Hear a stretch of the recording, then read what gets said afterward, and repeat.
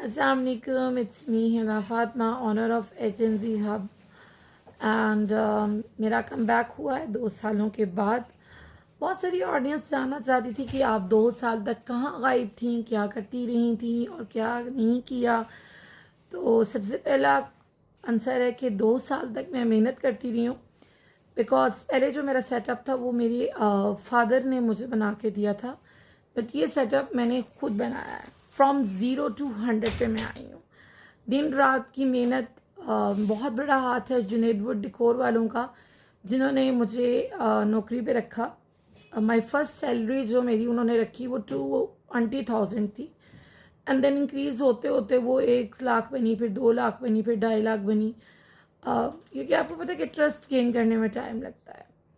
तो बहुत सारे लोगों की क्वेश्चनिंग थी कि जी 2 साल तक आप कहाँ गायब रहीं, आपने अपना सैलून क्यों नहीं बनाया।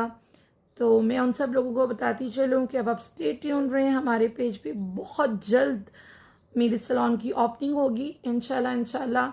अभी जैसे कि मुहर्रम चल रहा है और गमे हुसैन से बढ़कर कोई गम नहीं है इस दुनिया में।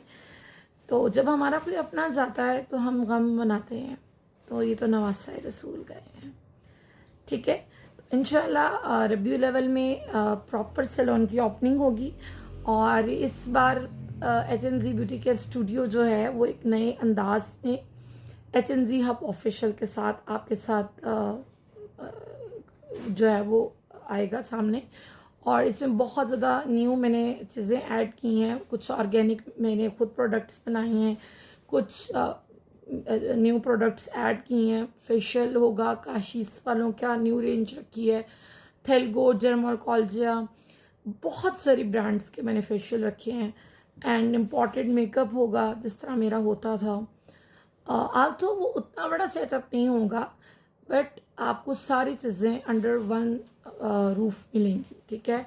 From waxing to makeup, from cutting to hair treatments, आपको सब कुछ मिलेगा, ठीक है। तो बहुत सारे लोगों के क्वेश्चन थे कि जी ऐसा क्या हुआ कि आप 2 साल तक ऑफलाइन रही, आपने कोई क्लाइंट एंटरटेन नहीं किया। तो मेरी पर्सनल रीज़न थी कि मेरे मदर और फादर की सेपरेशन हो चुकी थी, एंड ड्यू टू दैट मैंने अपना सफ़र जो है वो ज़ीरो से स्टार्ट किया। एंड अल्हम्दुलिल्लाह by the grace of almighty Allah और गाजी अलमदार के सदक़े और हज़रत इमाम हुसैन के सदक़े मेरे पास आज मेरा सब कुछ है। लेकिन कहीं ना कहीं बाप की याद तो आती है, क्योंकि जाहिर है वो बाप है। उन्हें बेशक मेरी याद नहीं आती, लेकिन आज जो कुछ मेरे अंदर है, जो कुछ मैं हूँ, स्टैंड किया मैंने, वो मैं अपने फादर की वजह से हूँ। मेरी मदर की दुआएं और मेरे फादर की वजह से जो वैल्यूज़ उन्होंने मेरे अंदर पुट की कि जी एक लड़की जो है वो सब कुछ कर सकती है और तुमने वो सब कुछ करना है। तो मेरे फादर ने मेरे अंदर ये वैल्यूज़ पुट की। और फिर अचानक I don't know what happened कि वो सब कुछ चेंज हो गया। मुझे आज भी याद है 29 सितंबर 2024, it was black day of my life, जब मुझे घर से निकाल दिया गया और मुझे मारा गया, पीटा गया और मुझ पे बहुत ज़्यादा तशद्दुद हुआ। मेरी ये जो शोल्डर्स हैं ये टोटली डैमेज हो चुके हैं। और मेरी मदर को मारा गया, मेरी खाला को मारा गया। यार सिंपली कह रहे थे कि आप घर से चले जाओ, तो वो मेरे लिए एक बहुत ज़्यादा हर्टिंग सिचुएशन थी। तो मुझे सब लोग कहते हैं कि जी आपने फिर कम बैक क्यों नहीं किया। सब ट्रॉमा से निकलने के लिए मुझे 2 साल लगे। और फिर मुझे लाइफ ने अगेन टेस्ट किया। पिछले साल जुलाई में मुझे सोराइसिस डायग्नोज हो गया, ठीक है, which is very painful disease. And I diagnosed with cirrhosis plus cirrhosis arthritis, which is very painful disease. I think it's more than painful than cameo. I can not walk. मैं walk नहीं कर सकती, मैं चल फिर नहीं सकती। आई use a wheel chair. और मेरी मदर और मेरी खाला जो है वो मेरी टेक केयर करती हैं, मुझे वॉशरूम तक वो लेके जाती हैं। बाकी मेरा स्टाफ है जो मुझे व्हील चेयर पर लेके जाता है। पिछले दिनों मैं नारायण गई हुई थी CPAC प्रोजेक्ट पे, तो वहाँ भी मुझे व्हील चेयर पे मेरा स्टाफ लेके गया। बाकी पेरोडेट ऑल इन होटल वालों ने मेरी बहुत हेल्प की मुझे रूम तक ले जाने में, तो मैं इन सब की शुक्रगुजार हूँ। और मैं ये कहना चाहूँगी कि काइंडली जो मर्द हज़रात डोमेस्टिक वायलेंस करते हैं ना, वो नहायत घटिया होते हैं। प्लीज़ डोमेस्टिक वायलेंस ना करें। आप सिंपली किसी को बोल दें कि वो आपसे दूर चला जाए तो वो दूर चला जाता है, ठीक है।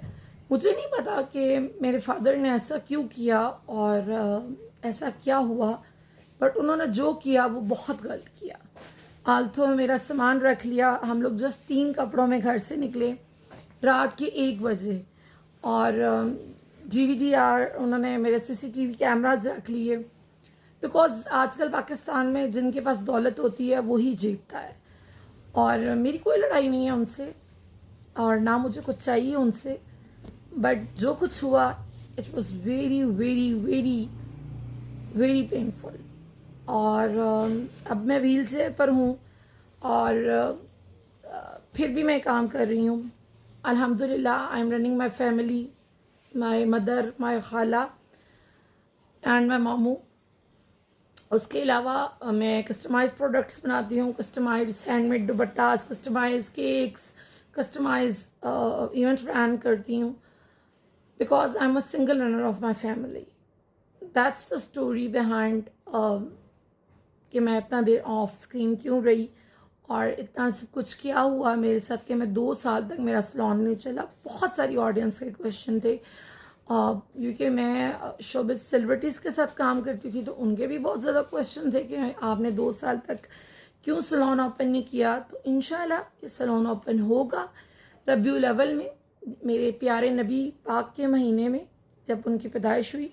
इंशाल्लाह याना रबीउल अव्वल को प्रॉपर इफ्तिताह होगा और प्रॉपर सेलिब्रिटीज़ आएंगी इंशाल्लाह। ज़िशान रोकड़ी, सकलैन ईसा खेलवी और अलिया जाहिद, बहुत ज़्यादा सेलिब्रिटीज़ आएंगी। So stay tune with us.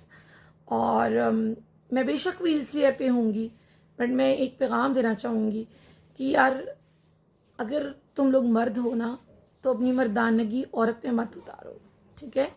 अपनी मर्दानगी को थोड़ा संभाल के रखो। और मुझे पता है इसके बाद मुझे थ्रेटनिंग मैसेज आएंगे, बहुत कुछ होगा, बट मैं फेस कर लूँगी, बिकॉज अब मुझे लड़ना आ गया है। इन 2 सालों में मैंने सीख लिया है कि कैसे लड़ना है। और आज मैं जिस मुकाम पर हूँ, मुझे सिर्फ अपने पापा का सिर्फ एक, वो कहते हैं ना, जिससे मिलने का दिल करता है बस, कि वो हो और वो मुझे आके हक कर लें बस। बाकी और मुझे उनसे कोई मनी नहीं चाहिए, कोई उनका स्टेटस नहीं चाहिए, कोई उनका नाम नाम नहीं चाहिए, कुछ नहीं चाहिए। I don't need anything any more, because जो कुछ हुआ उससे मैं डैमेज हो चुकी हूँ, मेरी लाइफ डैमेज हो चुकी है। ये मेरे सर्वाइविकल जो शोल्डर्स हैं, ये कभी भी इश्यूज, मुझे डॉक्टर ने बोला है ये कभी भी ठीक नहीं होगा। और सोराइसिस ये एक ऑटोइम्यून डिजीज़ है। जब आप बहुत ज़्यादा स्ट्रेस लेते हैं तो आपकी बॉडी एक्सर्शन निकाल देती है बाहर। तो मैं अब टोटली मेरी लाइफ जो है, जब तक हूँ मैं तब तक मैं व्हील चेयर पर हूँ। तो बस कभी किसी की लाइफ को डिस्ट्रॉय ना करें, अपनी औलाद को प्यार दें, मोहब्बत दें, क्योंकि अल्लाह ताला प्यार मोहब्बत करने वालों को पसंद करता है। और अल्लाह ताला ने फरमाया है कि तुम ज़मीन वालों पर रहम करो, मैं तुम पर रहम करूँगा। और फिर एक जगह ये भी कहा है इन्ना का रब्बका लशदीद, और फिर मेरी पकड़ बहुत सख्त है। तो अल्लाह ताला मुझे गाजी अलमदार के सदके, हज़रत इमाम हुसैन के सदके मुझे हिम्मत दे, और ताकि मैं ये सैलून दोबारा ओपन कर सकूँ और आपके साथ मज़े मज़े के व्लॉग्स शेयर करूँगी। फिर जैसे मेरी सैलून ओपन होगा, अभी रेनोवेशन का काम जारी है, तो मुझे अपनी दुआओं में याद रखिएगा। ये थी मेरी वजह 2 साल तक अनटच रहने की। बाकी मेरे पेज पे आपको अपडेट्स मिलती रहेंगी, और मेरी दुआ है कि अल्लाह ताला गाजी अलमदार के सदके और मौला हुसैन के सदके, 72 शोहदा करबला के सदके, आप सब मेरी ऑडियंस को अल्लाह ताला बहुत खुश रखे। मुझे अपनी दुआओं में याद रखिएगा। शुक्रिया, थैंक यू।